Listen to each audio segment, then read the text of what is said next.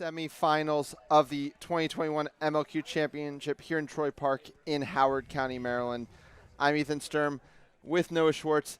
Noah, 2 years ago almost to the day, we sat in the booth and watched an incredible final series play out between these two franchises. It was a rematch of the year before that. We know we will not be getting a finals rematch. Only one of these two teams can make the finals. We've got a great one in store for you today. How excited are you, Noah? It's so exciting. I think this is going to be one of the most exciting. I mean, it will be one of the most exciting series of this entire tournament.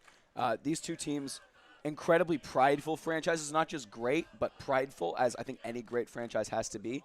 And this is this is the match that you come to see when you want to watch the best of the best play. Yeah, and speaking of the best, Austin has added Jackson Johnson to their starting lineup. He's going to start alongside Cole Travis in the beater game. Augie Monroe keeping Aaron McBride, Sam Hamowitz, and Casey Irwin rounding out the Quaffle game. On the Boston side, Teddy Costa, Ryan Fenning, Jake Archibald, and Grace Dast, two the Quaffle players. Jake Archibald wearing the green headband. Zach Doyle runs brooms up and will almost surely immediately sub out for Max Havlin. Serena Montero running alongside him. And it was that new Max Havlin, Serena Montero look that was the revelation on day one for Boston. How will it hold up against one of the best beating cores in the revelation? world? They weren't challenged in day one. Let's be honest about that. We'll see what a test from really incredible Austin beaters looks like and how it holds up today. That's going to be the real answer to the question. Sam Ham running brooms up, and Boston does not even try. Teddy Costa has seen what can happen on a – yep. So we're going to see what the call is. Canto is going to give a yellow card. So Cole Travis with a kick is going straight to the box here, and it's going to be a big opportunity right out of the gates here for Boston. Yeah, that's a big card right away, and we'll see if Ryan Fenning can capitalize. He was the one that was pretty unstoppable yesterday. We said against a Minneapolis team that didn't quite look up to the physicality this Austin team is going to bring. Yeah, it's not going to be as easy of a road. Ryan Fenning does have possession of the ball, but does go to Archibald. The offense does tend to run through Archibald in the set, or Dastu. Dastu is being ushered in by Serena Montero, and Zach Doyle is actually still in the game alongside her. We'll be playing this possession out.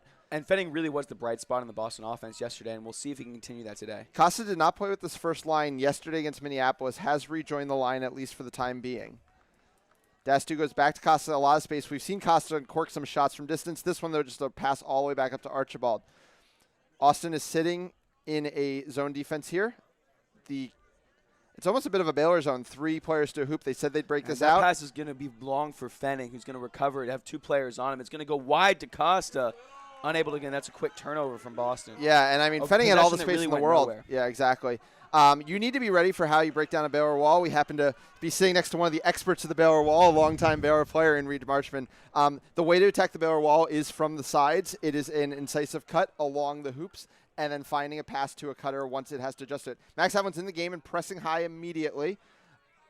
The entire penalty has been served, and we do get some subbing in the Quaffle game. I believe it's Mia Munoz who just subbed in. Cole Travis takes an exchange with Serena Montero, and now all the bludgers are with Boston. Can Austin do what their specialty is and keep it in the offensive zone and not use their reset? It looks like they're going to be able to because Andrew Axtell's gone all the way back behind the hoops and just pushes it back out to Josh Andrews. Yeah, and Havlin went to go step and missed a quick beat out there, leaving Serena Montero to take care of the work behind. I'm surprised that Austin didn't try and attack Montero with the bludger. I apologize. That was Casey Beavers who subbed in, not Mia Munoz here. The 0 on the Austin jerseys always throws me. It has an extra little dot in the middle of it.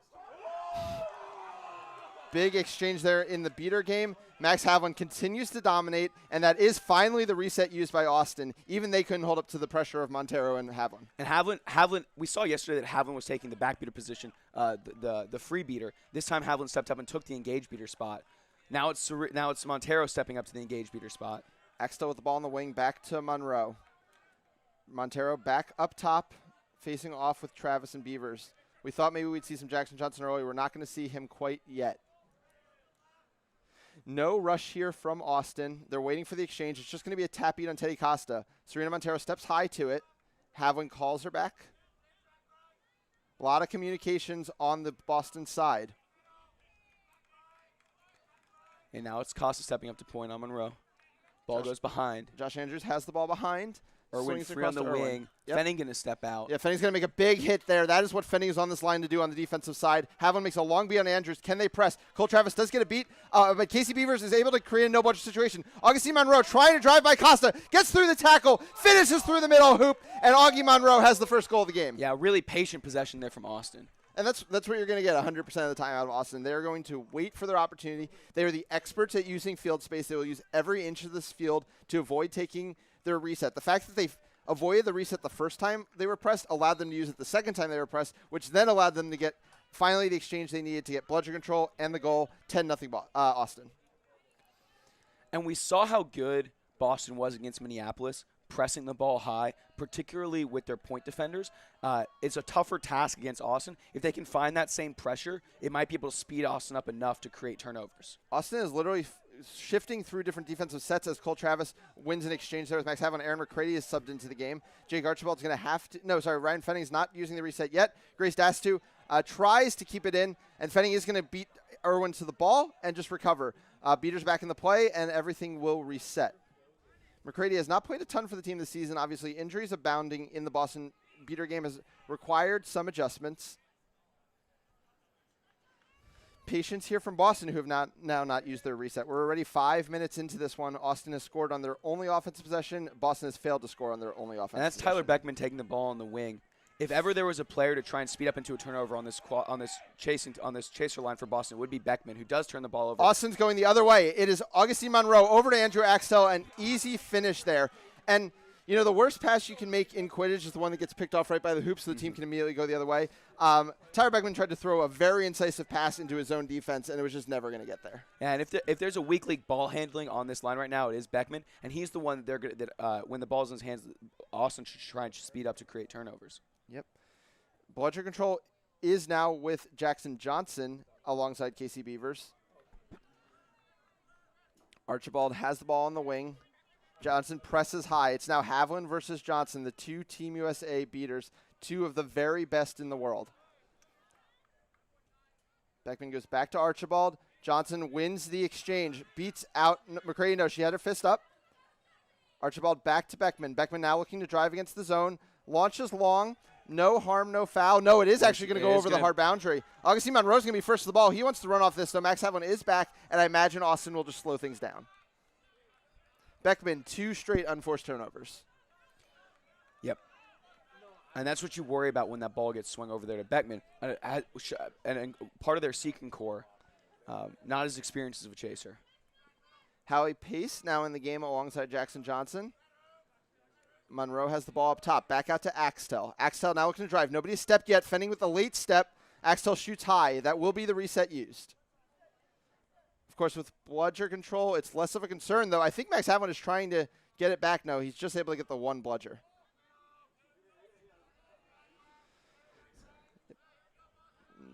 No reset used. Yep. Andrew Axtell with the ball. Driving through. Gets by Dastu. And we need to see some physicality. We get a little bit out of Beckman, but it's too little too late as Axtell's easily able to lay it off to Josh Andrews. 3-0 Austin. It has been extremely one-sided here early. Yeah, and we saw that first possession. Austin was able to get bludger control very quickly. Well, after a patient possession, and hasn't ceded it since. Yep. And now Max Havlin will get his third beating partner of the game with Leanne Dillman coming in. They did manage to get bludger control in that exchange. That is obviously very important. But now it's going to be up to Boston to actually hold this bludger control through what are likely going to be some long Austin possessions. We're getting more of the Baylor zone out of Austin. And Fenning's just trying to drive right through it. He does fling one over the top to Archibald, but Axtell steps up high. Back across to Costa. It's these long passes. Oh, Casey Irwin gets faked out of her shoes, but Teddy Costa decides not to try to drive off of it and flips it back to Grace Dastu. Dastu in no rush to run the offense. A very, very compressed Austin defense. I believe all 6 players are within 5 yards of each other. Havlin beats Howie Pace. He's looking to create up some... He beats Casey Irwin to try to create space for Jake Archibald, and the ball gets skied over his head. Max Havlin did everything right, but once again an unforced turnover from this Boston offense. You saw the idea. It was all set up. They're just not executing. Yeah, and like you said, this Austin team is so compressed around their hoops right now, and they're a big physical team as well. It's going to be hard to find a way through there. And Max Havlin did lose bludger control for his troubles there. Now it's a double press onto Havlin. No bludger situation. Erin McBride does what she does best, cuts hard to the hoop, finishes off 40-0 Austin. Archibald's looking to run against it. There are no bludgers back as of yet. Archibald skies one to Costa. Costa trying to take on JJ. Floats one back across. These Boston passes just have too much air under them. Yeah, and there's nobody in particular there to receive the ball. Even if they did receive the ball, it's a bad area. We're gonna see a yellow card here. What looks like on Ryan Fenning. Teddy Costa, one of the team's speaking captains, looking to figure things out here.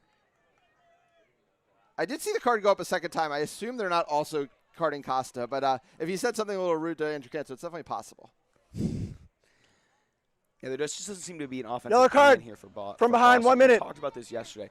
In the half court, that's been the struggle. They need to get out. They need to run. They haven't been able to do so yet. These Austin beaters doing a good job of keeping parity with the Boston beaters to force Boston into the half court. Yeah, and like we said, it does seem like they have some ideas, right? But you can't beat zones if your passes aren't on. And we saw passes be a little bit off in the first game as well from both teams. We mentioned there is some dew on the ground, but I mean, these passes are miles off.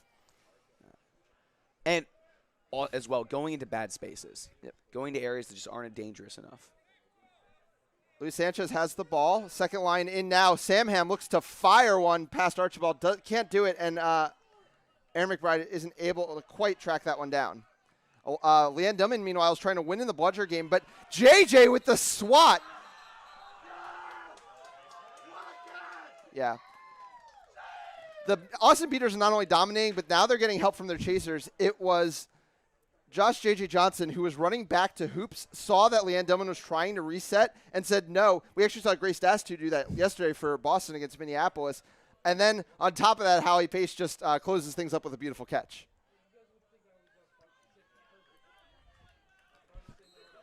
I'm also wondering at what point Boston tries a second line, right?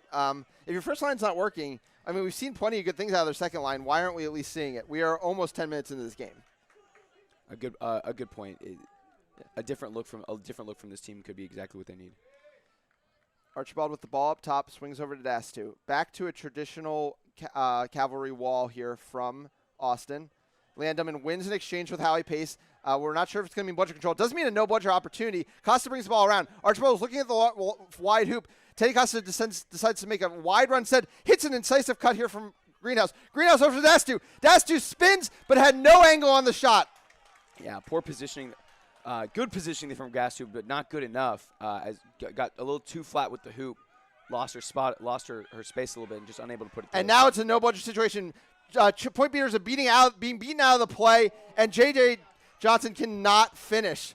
Me and Reed were talking before you got here about how whether it's going to be J.J. Johnson or Ian Skur stepping up could be really decisive in this game. First look for J.J. goes a little awry. Yeah, Johnson just on that spin move lost the hoop and unable to find it again once his head got turned around. A clean grab there from Max Havlin to take bludger control, and now he's looking to press high on Hallie Pace.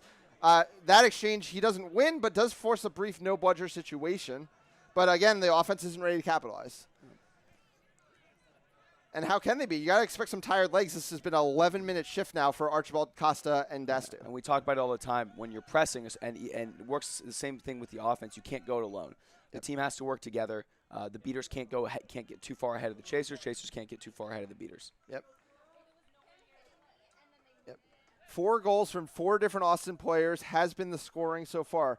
Boston still looking to get on the board. We do finally start to see the second line coming in. Ian Skur does a mid-possession change with Archibald, and Harry Greenhouse is ready in the game.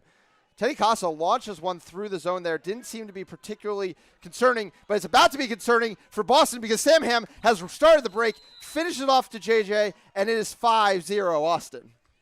Another bad turnover, another bad shot leading to a bad turnover in a bad position. And Boston's going to take a timeout here, and they need one badly. Yeah, I mean, how could they not at this point? I don't even know what to say in terms of what adjustments can be made because we haven't even seen much from Boston yet, right? We still haven't seen their second line try an offensive possession. I mean, obviously they need to be doing something more against these zones, but their beaters are at least being competitive. It's not like their beaters are getting blown off the pitch. They're just not doing anything offensively. I haven't seen the Boston ball carriers try and challenge the Austin point defenders. That has to be the first point of emphasis here. We're a team that wants to run. We have to run on everybody. Our half-court sets has left us down 5-0. Ryan Fenning, Jake Archibald, you have to get out in space and take these point defenders on one-on-one. At least try. Yeah. But that's what Austin does. They compact. They say, hey, we're not going to give you a point defender to take on. We're just going to sit all the way back into our beaters. And at that point, your passes need to start being on. And that's what hasn't been on. We saw the 2 really bad passes from Beckman early in the game. That last one from Costa that set up the Sam Ham fast break. That's the kind of thing that needs to change here. Need to find a transition game. Yep. Boston needs to try on a transition game. And then that comes back to, well, how much of a transition game can you get 11 minutes into a shift for your Quaffle players? We'll see if Costa finally comes off the pitch here after the goal. It's 5-0 in favor of Austin. It has been a dominant start from the co-favorites in this tournament. New York champions. Yep. New York seems to be the team that might be waiting for them in the finals, and they're putting on a statement on this same pitch. Max Havlin's way down the pitch again. Tate K is now subbed in the game for the first time. Oh, Max Havlin gets the better of K there. No, K has the response. These beater games have been so fun to watch this morning. Skura with the ball up top. Back to Costa. Costa's still in the game. Morgan Bertram's now subbed in for Dastu. Skura with the ball up top. Bludger control has stayed with the combination of pace and K. Max Havlin tries some beats on a keeper. That's going to be to no avail. Austin did talk about how they were going to let some of their point defenders wear the green headbands in these zones to avoid that extra tap beat. Skura across to Bertram. And back to Skura. Skura working on Sanchez. Does get around, but does end up laying it off to Greenhouse. Tate K wins an exchange with Havlin. Costa has the ball. Does have some space to work. Does get by Sanchez. Gets high into the lane. And finally, Boston is on the board. And it's with some actual movement and some attempts to actually take on a point defender. Yeah. And a really good play there from Costa to shake a point defender and find a hole. A nice little mid-range shot. Well taken there from Boston. Yeah, and the beating pair now of Havlin and Arjona at least able to create enough chaos to allow someone to finally hit the lane. And in the lane, Austin is not the best shot blocking team, and Costa is able to get the job done there. Ball is far across to Marty Bermudez, who just subbed in, and back up to Sammy Garza. Casey Beavers now playing her second position of the game at Chaser. Young UT product. Augie Monroe is now in at Chaser as well. Bermudez is the one wearing the green headband. He shakes Bertram. He's into the lane. His pass goes across. Garza over to Beavers. Beavers working on Skura. She hits one off the T-piece. Costa's considering running. I think they're definitely going to run. No, they slow it down. Yeah, that was exactly the situation where I think Boston needs to look to take off. Yep. Austin's beater looking for the ball, looking back at the play, kind of caught in between. That's a chance for them to get out and force some bad decisions from Austin. Yeah, some miscommunications on the sublines here. We do get Montero and DeMuth coming in the beater game. Harry Greenhouse has it far behind, swings over to Skura, who goes back to Costa. Back to that Baylor zone defense out of Austin. Morgan Bertram to Costa. This is the one zone that's going to be hard to shoot on. The only hoop that might be open is the middle one. Skura is looking. He drives all the way into Sammy Garza, and Boston, just like that, has a 20-0 run to get back in the game. Yeah, a really good play there from Skura. You were talking a little bit before. You're saying which of those second line ball handlers can really make the difference. Skura there showing why he is on the USA developmental team. Yeah, why there's been so much hype about him. I believe Augie Monroe just stepped across the line. Not sure if there was a call, if the reset was used. You do have to have your entire body behind for it to count as a reset, so he might have been towing the line. Monroe over to Garza. DeMuth playing his first minutes in the game after what was probably about a 13-minute shift there from Max Havlin. And a little confusion here about the rotations from Boston. We'll see if it comes back to haunt them later in the possession. Boston's also now playing their own version of a 2-2 zone. Definitely a little bit more extended than the zones Austin's been playing in this game. Tate K takes a beat off of Serena Montero, but Montero's able to just recover. Oh, a big tackle here from Costa. Augie's beat, and Ian Skura has the ball. Ian Skura's looking to run. Tate K is way behind the play. Skura fakes twice, puts it through. 2 in a row for Skura. It is 5-3. And and Boston, we're seeing more of what they were able to do in that game against Minneapolis. When those point defenders are able to slow up the initial attacker, they start winning possessions and forcing turnovers. Yeah. And where was Skura for the first 13 minutes of this game? Because he is making an instant impact out there. It's certainly more decisive and looks more comfortable with contact than Archibald has in the first half of this game. A quick sublines here. Austin was not liking what they were getting at there. It's now J.J. Johnson back in the game. Sanchez alongside him, and Sam Ham on the far side, with Beaver still working behind. Kay and Claire Costanza, now the beating pair. Still facing bludger control from Montero and DeMuth. They've done a good job of keeping it by sitting deep and inviting pressure. Austin's not that team who, if you're sitting deep, is just going to start ripping mid-range shots. They're going to be patient, and I think Serena Montero and Tom DeMuth are understanding that. JJ now has the ball up top. Montero is using the space she has in the zone, knowing that she is the one further away from Kay to push out of it. Kay now makes a beat on Greenhouse, actually. Oh, and that's going to allow a cut, and that is a really nicely developed play there out of Austin. It's Sam Ham to JJ for the goal, and they finally break the 3-0 run from Boston.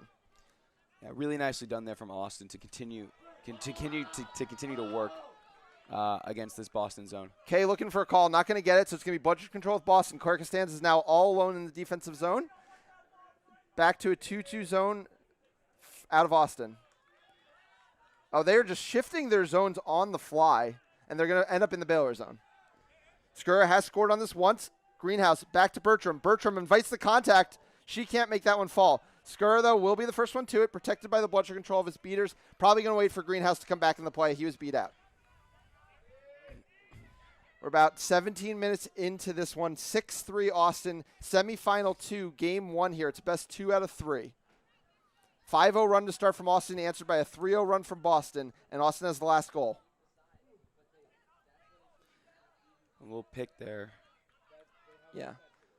But, I mean, against the Baylor zone, nobody really cares that much about the picks being run 10 feet away from hoops. Bertram makes an incisive cut to draw some pressure, gets over to Skura. Nice Did Skura play get there beat from before? Skura. No, yeah, it is going to be Claire Costanza who makes the big beat and stops the goal. Yeah, but nice play there from Skura to get control of the ball, quickly and find the hoops. Just beat a little bit before. That's a good look there from Boston, though, and shows more encouraging signs for their Fact of the offense. matter is they're getting shots more so than they were early in the game. Sure, not every single one's going to go, but at least the opportunities are there. Right. Sanchez with the ball on top, working on Greenhouse. New beaters in for Austin. It's going to be Eddie Molina there who eats a beat. But I believe it's going to be Howie Pace who's be able to track down bludger control. JJ gets it across to Irwin. I think Irwin just got tripped up in the turf there. Yeah, it's rare mistake out of Irwin. Yeah, the pass was low, bouncing, and Irwin just couldn't find her footing. Yep. Better pass there from Johnson, probably creates something. And Boston's keeping bludger control. DeMuth is going to come out for Havlin. I would not be surprised if this is the last time Havlin is out of this semifinal. Costa still with the ball. Costa also has not been out of the semifinal very much. Fenning back in. Definitely the player that Boston wants in these snitch on pitch situations. Yeah, Fenning hasn't been able to get going yet. Yeah. It's really been Skura that's been carrying the offensive load. I'd like to see Fenning with a ball and be if Fenning can be just as incisive as Skura has been, it's going to be good things for Boston. Yep. Costa trying to work here on Sanchez. Does end up just flipping it off to Skura. Bludger control is with Boston against this Baylor zone. Skura here directing traffic. The bounce pass to Fenning. Sanchez is beat out, but it's not really about beating out that point defender. It's about what is going to be the plan after that. Here it's going to be Fenning driving in and just throwing it across to Skura. Skura's looking to drive, gets everybody off their feet. Skura has a hat trick. Oh, we're seeing really nice things from Skura. And you say that beating out that point defender isn't as important, and you're right. But beating out the point defender is what allows Boston to create the initial attack, and off that is where you're going to see all the action come from. Making sure that you get around that first point defender is so critical in attacking the rest of the zone. Yeah. It exposes the belly of that zone. Yeah. When we talked about with head coach Greg Bento in the week leading up to this game, he was talking about Ian Skura being a player that plays off of his emotions. He is so hype on that sideline right now and has every reason to be. He is basically single-handedly bringing this back in this game. To be fair, also a ton of credit to their beaters. I thought Tom DeMuth and Serena Montero in a huge spot for two young beaters really showed up in this one. Yeah. As Boston's rested bludger control and has been able to keep it since around the time Dillman and Havlin had checked back in, this game has been totally different. Yep. Yeah. And have been able to keep it through longer possessions from Austin. Yeah. And it's good to see, Boston making those adjustments, finding better ways to attack these zones, because they did look lost early in the game. Their attacking options just weren't working literally at all. This is by far the best this team has looked in the half court all tournament, all weekend. Yeah. And at some point you kind of wonder, I mean, is Austin inviting this ability to improvise and create in the half court by playing this Baylor zone? I mean, that's allowing every player to catch the ball freely and then look to work. A player like Ian Skura, super creative player, is very happy to get balls back behind the hoops and have 5 steps to decide what he's going to do with the ball. And we're so used to Austin having this physicality advantage. But players like Fenning and Skura aren't scared of that physicality either and are looking to get to the hoops, invite contact, and finish through it. Yeah. So we're going to be here on Pitch 1 all day for both our semifinals and finals matches. After this one, we will flip back for San Antonio versus New York. And that series is currently a 1-0 New York lead. New York, a really dominant scoreline. I think it was fair to New York, but also I think the game was a little bit closer and just kind of absolutely got out of control in the post-20-minute mark. Yeah, New York looked like the bigger, faster, more physical team, and that's going to have to change if San Antonio wants to get back into this series. For sure. Definitely weird to be talking about Quidditch and talking about how the 2 East teams have been putting a little bit more of the physicality out than the 2 South teams. The speed from this Austin team has really been the difference, I think, and why they've still got the lead. Yep. So Sanchez is going to get the offense started here. Yeah, we're closing in on 20 minutes, and Austin's going to have a decision if they want to try and make this the last possession. I think they will with how patient they've been previously. Yep, they go to their snitch on pitch beating pair of Cole Travis and Augie Monroe, arguably the best snitch on pitch beating pair in the sport. They're up against Montero and Havlin, who are trying to keep bludger control. I wouldn't be surprised if this entire Austin possession is just about trying to get bludger control. No rush here out of JJ and Sanchez. Augie Monroe was beat out of the play, but no press out of Boston. 6-4 the score. Austin leads. A 5-0 run answered by a 4-1 run from Boston.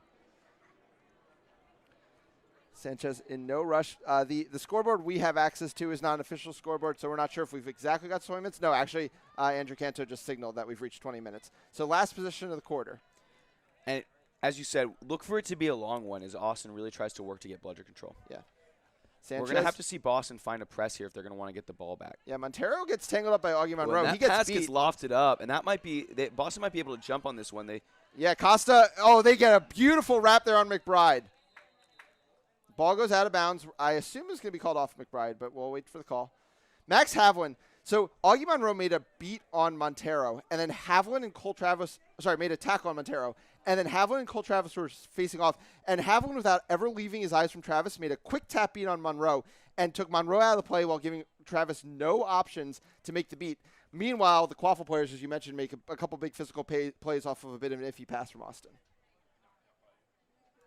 So it's going to be called knocked out on the tackle, which means the ball will still be with Austin, which means the possession continues. Yeah, a bit of a break there for Austin. The ball is bouncing around everywhere. If it hits the wrong player on the way out, they weren't going to have a chance to get bludger control, but now they are. Sanchez is able to hold off the reset, keeping it in the offensive zone. Directly after taking possession, you can reset without it being counted as a reset, so it wouldn't have ultimately mattered, but still good footwork there from Sanchez, who goes over to J.J. Johnson. Costa wraps. Yeah, nice engagement there from Costa to try and force the issue a little bit. JJ in the lane. Oh, he finds Casey Irwin. And these 2 young ball carriers putting on a show for us here. JJ, I believe, now has 2 goals, 2 assists. Skura has 3 goals. And it's going to be 7-4 Austin going into the 20-minute mark. And now it all comes down to seeking.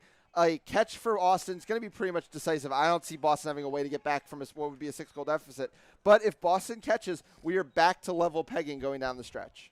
Yeah, and just a really good look there from Johnson to find Irwin cutting. And it caught Boston a little unawares. They were able to maintain bludger control, but at a pretty high cost. Yeah. So now we will see if the Boston seeking core can keep delivering. They had 2 nice catches yesterday, I believe one by Greenhouse and one by Beckman. But obviously, there's a lot to be said for this Austin core and the way they catch a ton of snitches as well, headed up by Josh Andrews, who's been resting on the sideline for a long time. I think only played that 1 shift way at the beginning of the game.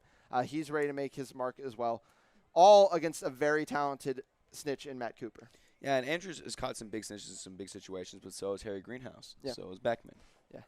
Yeah, Beckman, the decisive winner. It put them over the set score in Game 2 of the 2019 MLQ Championships. Josh Andrews has plenty of USQ winning catches. Ironically enough, Harry Greenhouse had never won any American championship with a catch of his own. The only one he has was the World Cup win in 2018. But this catch would be very big, even if it doesn't mean a championship.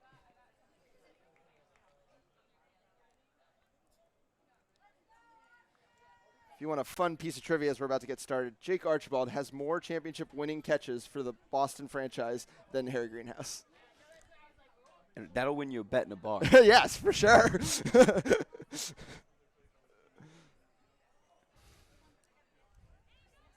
So we are about to get started. As you mentioned, blood sugar control is with Boston.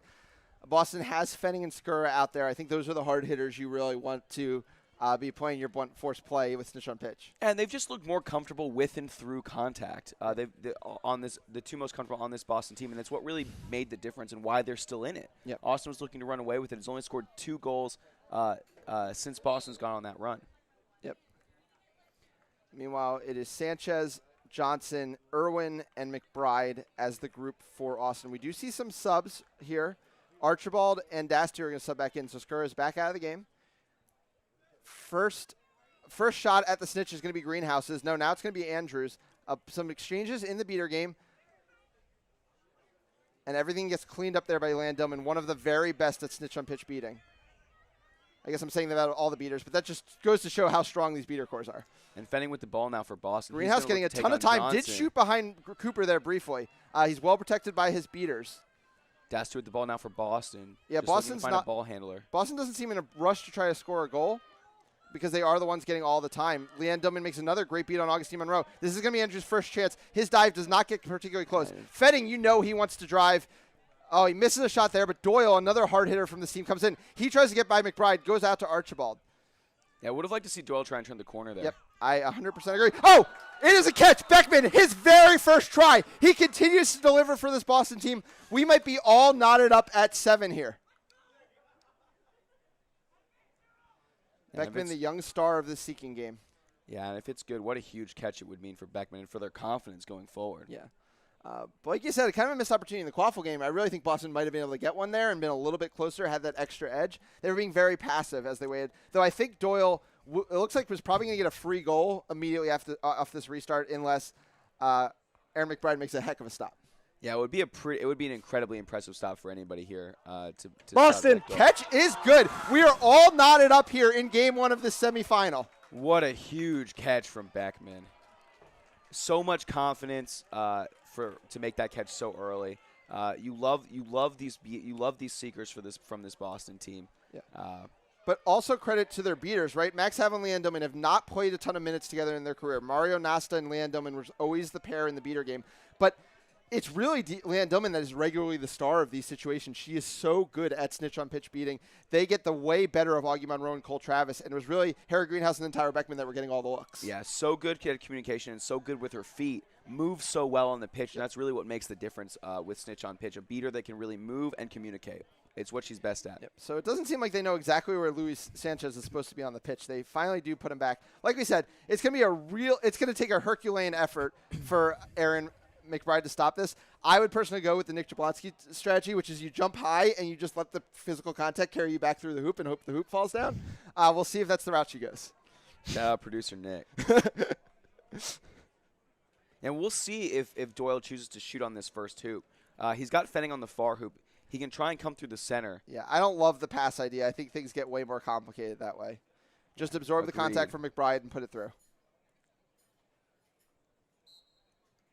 Yep, nice that's exactly what he does. He goes two-handed, make sure he secures control of the ball, takes the swipe from McBride, fires it through. Boston has their first lead of the game at 85-70. And just a huge swing here in the game. Boston, I'd like to see Skura come back into this game here. Yeah, for sure. He has been the difference maker on offense. This first line, that's technically the first goal that the Boston first line has scored, and it's from someone who didn't play with the first line for the entirety of the game.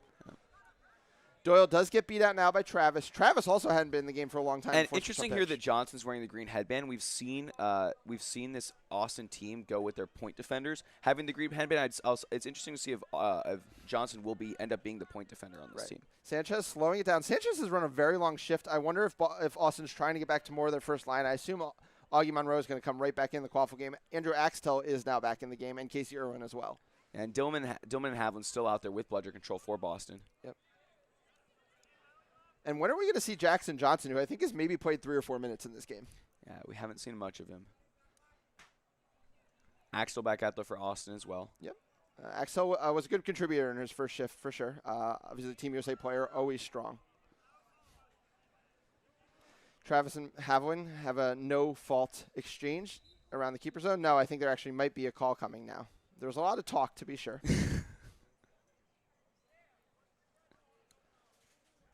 Head ref Andrew Canto, a stalwart figure on the pitch, discussing things with AR, and he's going to blue card Zach Doyle. I assume it's going to be a swat. That's usually the blue card that comes out in a non-contact situation like this. Now the conversation extends a little bit. 85-70 here the score in semifinal 2. We are playing to 130.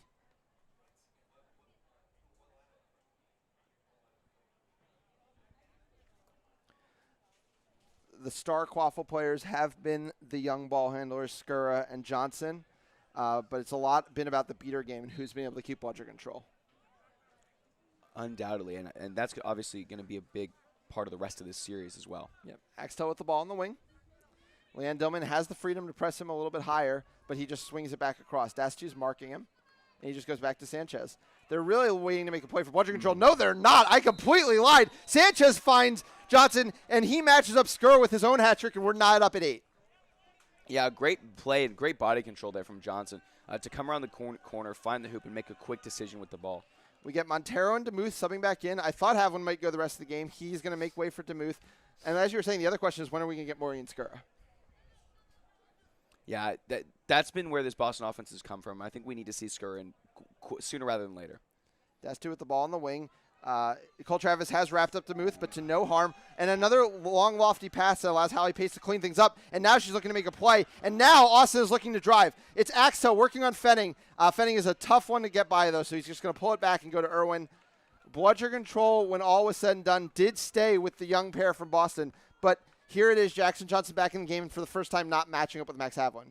Or Leanne Dillman, for that matter.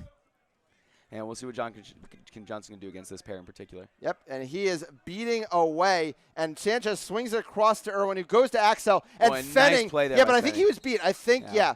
So, and that might even be a card for playing through that beat. Yeah. The ball should reset here. They're probably going to have to move Fenning. Well, Fenning, obviously, Fenning's gonna be off the rim, obviously the offender. Some of these Boston players also Jake Archibald moved after the play was called dead. Yeah. We'll see if the refs reposition him. They certainly will reposition Axtell. So Fenning's going to be off broom. Axel's going to have the ball and be standing and obviously being on broom. All of the bludgers are out of the play. No, sorry, Jackson Johnson has one. Oh, JJ just comes down over the top of Doyle but can't finish. And then Fenning gets his revenge for the tackle he didn't get the first time around. And I think we might be waiting for a call elsewhere on the play. Things have gotten very fiery on the pitch now that we're in a just playing to a set score situation. Yeah, next team to score 5 goals is going to win this one. And we're really seeing it out there on the field. This first game is so critical in this 3-game series. There has never been a 3-game series between Boston and Austin that has gone to a third game. While the decisions have been split, it has always been a 2-0 series. 52 Boston from behind, 1 minute. On Tom. Yep, so illegal contact there on Jackson. And the goal is getting to the point of pretty free, I feel like, for Austin. JJ looks pretty unmarked, and he makes a nice cut to the near hoop. Easy goal. Power play goal. Austin with a 2-0 run right out of the snitch grab plus goal, and they now lead 9-8. And Austin with bludger control again, obviously, after the beater foul. Yep. Tyra Beckman back in the game, so it seems more commitment to this first line rather than an exchange to the second line. Austin back in their Baylor zone. No, Casey Irwin's kind of stepping out of it. Just kind of the shifting hybrids we've seen from them in the zone. Hallie Pace makes a big beat there, and then Jackson Johnson makes a big beat as well. These Austin beaters are just making the difference in this game right now, and Boston's going to have to switch up this beater pair. Havlin needs to be on the pitch if Jackson and Haley are. It's that simple. Beautiful pass in transition. Augie Monroe across to Andrew Axtell, and Austin is back up 20. And Jackson Johnson guarding the shift out from the beaters. Oh, and he caught the beat as well. Yeah. Tom, after failing to make that beat, just immediately subs out for Max Havlin. There's no option here. Nobody else can play against this pair. It's arguably the best pair in the world. No. It is going to be Dillman and Max Havlin. So it is nothing but veteran presence now. Axel gets beat off the far hoop. They wanted to try to make that pass to Athena Mayer, who's just subbed in for the first time. Leanne Dillman's calling for it. Fenning can't quite get to her. The timing's finally there. Perfectly executed out of Boston. And that's what we like to see. Yeah. And a great positioning there by Mayer to give herself a shot at the hoops. Yeah. And a really quick release. And what Fenning did is he threw it before Leanne Dillman even made the beat, so there was no time for Axel to get back into the play. Axel now has the ball on the far side. It's 10-9, game to 13. Fenning's going to meet him out there. It's a pass back to Monroe, and they set back into the 2-2 zone. It's a 2-2 zone where Fenning just always goes to make the hit once it passes back. And the biggest mistake I think Boston has made has not even been the beater pair problems. It's been they haven't gone back to Scurry yet. Yeah, Axel finally slips away from a Fenning tackle, but he's too far from the hoops to operate. And Beckman's is going to be the point defender here on Monroe. Yeah, Irwin's forced to beat out, so now Havlin's going to try to press Augustine Monroe into a corner, but he has Josh Andrews all the way across the pitch. Archibald steps out, but to no avail. Yeah, quick step out there, slow to play down from Austin. Yep. Nice defensive play there from the keeper. Havlin wins in exchange with pace. And has bludger control back with Dillman. Yep. This Boston team settling in now. But look at all the space that Austin is taking in order to not even use a reset off of these presses. It is excellent, excellent, just a lesson in ball control. And Jackson Johnson, there's 3 exchanges there. The difference is that Max Havlin has a hoop to touch in on, and Johnson doesn't. Havlin now pushes out, does beat Axtell. Andrews has the ball up top. Havlin's looking to press. He's going to have to make that beat on Andrews as well before he goes for Monroe. And by then, Jackson Johnson's back in the play. Oh, it's Beckman who actually forces the reset by just knocking it out of his hands. Well done there from Beckman with the hand check. Yeah, he looked beat there, but a quick slap away of the ball. Really good presence there from the It's those seeker hands, right? Yeah, really good presence there from Beckman. Axel with the ball on the wing. 10-9 the score. He looks to rip a shot, and it's no avail, but Josh Andrews is there, which might have been why he took it. Andrews misses as well, but now it's Monroe looking to drive. Oh, and Archibald has the save. 3 straight mid-range shots from Austin don't go. And Archibald slowing it down as subs get taken by Boston. Yep. None of these beaters seem to be in any rush to sub out of this game, even though a lot of the chasers are. I mean, this is their moment, right? This is what they live for, this matchup with each other. And Dillman doing good work clearing out some of the Austin chasers. Archibald now staying in with Greenhouse and Costa. We're still waiting on that switch to Skura. Baylor zone, and this is how Boston's going to keep attacking it. It's going to be Archibald bobbles the pass, and now it's going the other way. Augustine Monroe has time. It's going to be an advantage. Nice beat there from Max. But it is going to come back because Teddy Costa with the illegal slide in that play. And a nice little 1-2 there a nice little give and go there from Archibald to Greenhouse, who bobbled. 1 minute. Who bobbled the ball on the way back. Would have had an open hoop right in front of him. Struggles a lot in this first game from Archibald. I have to see, we saw Boston looking so lost against zones for a lot of the season, and they actually seem to have some ideas in this game. It's just sometimes been that the execution's been a little off. Oh, Athena Maris just stripped Casey Irwin. The young Tufts player come up with a huge play. Can they go in transition?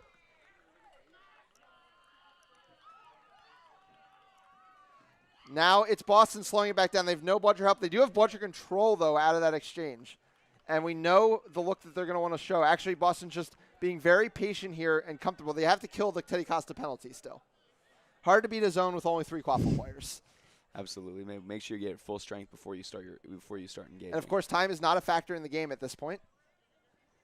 Goal score is the only thing that matters. Greenhouse to Archibald. Max Havlin opened him up, and it's the Boston Beaters who were pushed so deep into their defensive zone that Max Havlin and Leanne Dillman were having their way. We are not up at 10. 1-3 takes the first game of the semifinal. We've seen such an incredible game so far, and it really has been that Boston's found ideas in the half court, and when they haven't executed all of them, but when they have, they've kept it close. We see Davis Rowe entering the game for the first time. Fresh legs so important this deep into the game. A lot of the top-line Quaffle players have played. Nobody's going to step to him quick Davis enough. Rowe, completely fresh, floats one across to McBride, and she puts it through. 11-10 in favor of Austin. Jake Archibald wants to run. There's no bludgers. Gets by JJ. He's in the open field. Athena Mayer trying to give him space. JJ falls back into the play and knocks it down. And uncharacteristic turnovers here from Archibald. Yeah, and now it's just chaos on the pitch after so much control. Sanchez looks for the mid-range shot. Can't get to go. JJ has the ball. Dillman's going to step out to him, and now I think Austin will slow it down in the half court. And you talked about those fresh legs. Rowe able to, on the last possession, able to catch the ball on the short wing. It's going to take a quick sub here. Looked really good in that possession. Interesting that they decided to sub so quickly. Possibly he picked up a knock somewhere along the way. JJ with the ball up top. They need 2 goals. Boston needs 3. Samham now back in the game on the wing as well. Goes across to Sanchez. Sanchez has some space to work in behind Cole Travis. That same short corner. Floats it to Samham. Samham pushes it across, and I think Samham is going to be caught beat before the swat, which will be a turnover. Samham looks quite unhappy on the far side. Yeah, it's been a lot. We've seen a lot of floated passes from Boston. That was one of the first floated passes we've seen from Austin, and a quick turnover. Boston slows Archibald it down. taking another long shift, just like in game 1. Yeah. Still in game 1 here, Noah. First half of the game. It feels like a series at this point. I'll be honest with you. The amounts of ebbs and flows, you are 100% right. And as we talk about Skura, we finally see Skura come back into the game. I think that's a really good decision to close this one out for Boston. Yep. So it's the full second line, or at least the second line we've seen from them at least this weekend. Costa, Greenhouse, Skura, and Athena Mayer. And they did make that beater substitution. It's now going to be Montero. Montero and Demuth. Skura slows it down up to Costa. Costa across to Mayer. Ball control is there. They can sub them in because they're not up against that Jackson Johnson-Howie pace pair anymore. Skura looks to drive the lane, does back it out. When are these beaters going to feel comfortable getting a little closer into the zone in the way their top line did? Demuth does try an attack there. Yep, and Costa's now looking to work. Sanchez gets a wrap. No, he gets through him. Now he's trying to get by Samham. His mid-range shot goes wide. Not the kind of really high-quality look we've been seeing from Boston on these possessions. And Costa has had an up and down weekend, especially shooting the ball. Yeah. Howie Pace drops Serena Montero. Oh, and then Cole Travis with a hard beat on Demuth. It's a no-budget situation. JJ slips by Costa, gets over to McBride. McBride with the body control to go over Skura, and we'll wait for the call. Really good play there by McBride to catch with 2 hands, take the hit, and finish through contact.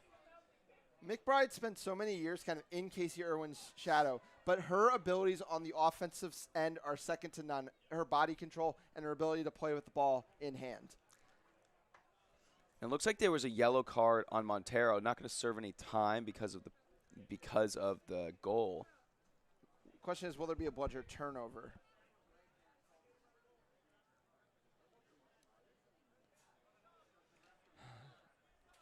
I'll be honest. I'm kind of surprised that Max Havlin didn't just want to see this game through till the end at this point. Me too. The couple of things I've been surprised by Boston are how dominant the Austin beaters have looked with Montero and Demuth in the game for Boston, and how much better Skura has been in this first game than Archibald. I think a combination of Skura and the trio of Skura, Havlin, and Dillman are Boston's best chance in this game and continuing forward in the series. Yep. So Austin now up 12-10. They need 1 more goal. Boston still needs 3. A goal on this possession is basically a necessity to start bringing things closer, but bloodshed control is probably just as important. Not going to be easy to get it off of Travis and Pace. Skura looks for Mayer. Mayer shoots. That's not it. Oh, and it's just immediately answered there by a great beat. And now there's no bludgers back. Here it is. J.J. Johnson looking to put away game 1. Tries to put a move on Greenhouse. Gets by. Skura steps high. It's across to McBride. She controls. She can't get to go. Samham has the ball. Working on Skura. Takes a stiff arm. Skura stays in front. Samham hits the mid-range shot. And Austin wins game 1, 130-105. An incredible game. That was as good as a game 1 can get. Yeah. Austin looked dominant at times. Boston had its answer. Austin looked dominant at times. Boston had its answer. And ultimately, Austin able to pull away as the beaters shifted. Yeah. It was a matter of matchups, I really think, through the whole game, because there were hot hands both in the beater game and the quaffle game on both teams, and it was those players who were making the difference, and when they were subbing out, when those teams would go into more lulls. Can't say enough about Aaron McBride down the stretch either. Yep. Was really able to put away possessions and do good things for Austin on the offensive end. Yeah, for sure.